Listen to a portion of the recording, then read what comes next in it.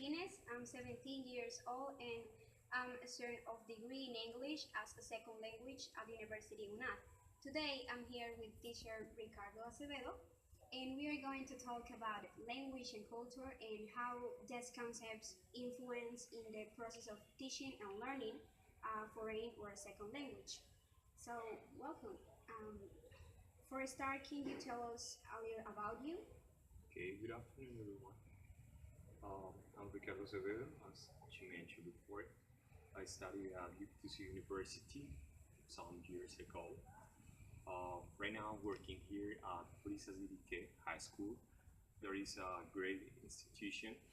That is a Jornada Única high school. So, in terms of English, it's quite difficult to work here because of the hours you have to give to them, because the approach of the school is not English. So you have to deal with students' lack of motivation sometimes. But anyway, I'm trying to do my best here. Okay, so what grades do you work with? I work with 6th, 9th, 10th, 11th graders. Okay, very good. Now, starting with the topic of the interview, teacher, what do you think that is the meaning of culture? What is your definition for this concept? Culture, I think it's everything you have in your mind. It's actually what you think you are, what you think you were in the topics about what you speak every day. It's actually, I mean, all your language, all what you have, all the images you have about your life, about your institutions, your high school. I mean, it's everything. What we are talking about is just pure culture. Yeah, exactly. That's a good definition. Now, what is the influence of culture in the process of teaching a foreign or a second language? In the process of second language, I think it's context. And I mean, it's up to you if you care about some samples or some context, or maybe some solving problems, exercises. So that is the way I think about culture in my teaching. I mean, job right now, teaching English job. Okay. Now, talking a little more specific about your classes, how do you involve the culture in the strategies that you use in your English classes? Can you give some examples? Well, I try sometimes to give them some videos, movies. Actually, right now I'm using some role plays and drills and performances. They can just, I mean, try to uh, improvise something. I give them some like structures and vocabulary, but they can improve. To be more specific, they were working on a pursuit last week. So they were with preposition of movement, present continuous, but they were with some expression of surprise.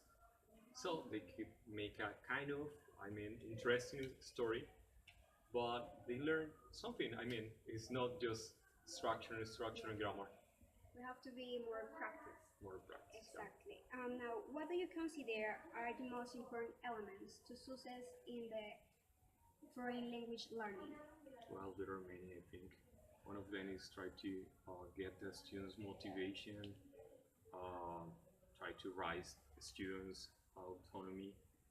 Also, it's very important to be responsible for your lesson planning. I think this is my life, lesson planning every day, 24/7.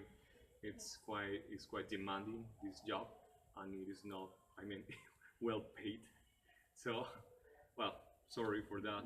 Anyway, also when you just start with your lesson planning, you could select what your students must learn, and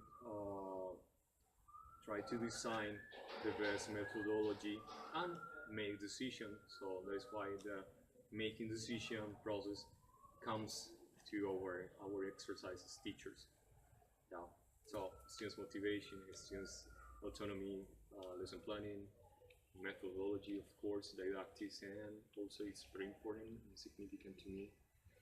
that one. That is what it was. I remember. I don't remember the last one. What I told you. Maybe what was? Um, was a primary motivation. Let me see. Well, that's it. I don't remember. I Don't couldn't worry. recall it. Don't worry. Now, what do you think are some difficulties in teaching culture in a foreign language class? Because sometimes it could be very difficult to introduce the culture of any specific country when we are teaching English. So, what do you think are the most problems or obstacles that we can find as teachers? I think that the first drawback we have is just the movement from grammar to culture because they are expecting because of a big period of learning grammar every day and exercises on that. So right now I'm working on putting on calling their attentions into culture, giving their explanations about culture, ratings. So we have that more ratings, and one of the the most difficult problems we have here is the lack of authentic input. I mean, you think you know how to speak English, and we need to improve. But anyway, we are not native speakers, so they need that a native speaker here talking, and not because of I mean they are just English, but they have a behavior. All what they represent is what our students need sometimes. I mean, I could establish communication, a bond between the topics and everything. I'm a bridge, right? But anyway, we need authentic input. Someone here, I don't know. So we don't have it. Although I have some resources, it is possible to buy some resources and try with most of them. But anyway, something is lacking here. Yeah. You can Right. just perceive that. Mm-hmm. Yes, that's one of the problems. Now, our last question: what could be some strategies to avoid the culture shock in our students? Well, I don't know when you just asked me that. I trying to imagine thinking about that home about again cultural shock. I don't think we have to talk about culture shock here at school because they don't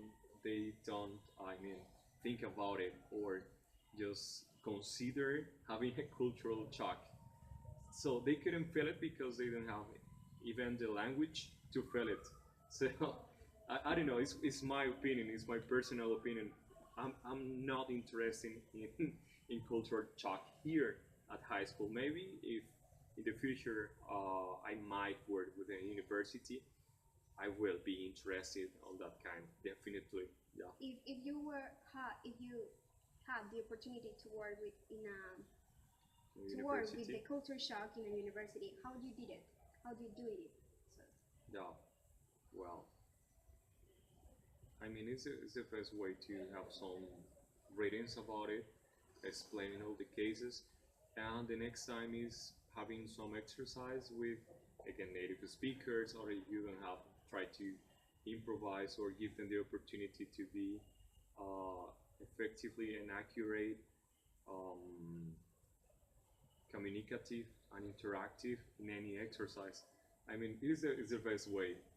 Uh, One of the exercise I have in mind is an immersion day. It's one of them, but I'm not talking about an school assembly. That is not an immersion day. That's just an formation, an Athens, and that kind of politics. It's an activity in which the students interact with no rules, no vocabulary uh, taught before or something like that. Just something pretty, uh, I mean, free. free. Exactly. Okay, very good. Teacher, thank you so much for helping us with this interview and to talk about your opinion of this topic that is very important in the teaching of a second language. The weirdest Yeah. experiences in here. Thank you very much.